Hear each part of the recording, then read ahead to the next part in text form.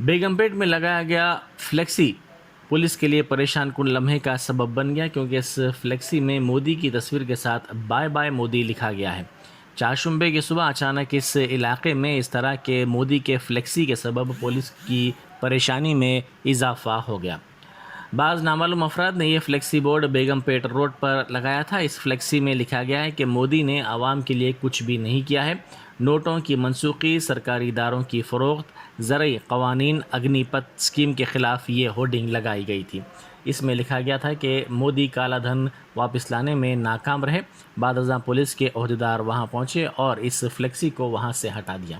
Police نے اس احساس کا اظہار کیا کہ مخالف مودی پیام سے اس علاقے میں کشیدگی پھیل سکتی ہے۔ سمجھا جاتا ہے کہ نامعلوم افراد نے اس فلیکسی کے ذریعے مودی زیر قیادت بی جے پی حکومت کو جواب دینے کی کوشش کی ہے، کیونکہ حیدرآباد میں حال ہی میں بی جے پی کے دفتر کے قریب وزیر اعلیٰ چندر شیکھر راؤ حکومت کی الٹی گنتی کا فلیکسی بورڈ لگایا گیا تھا۔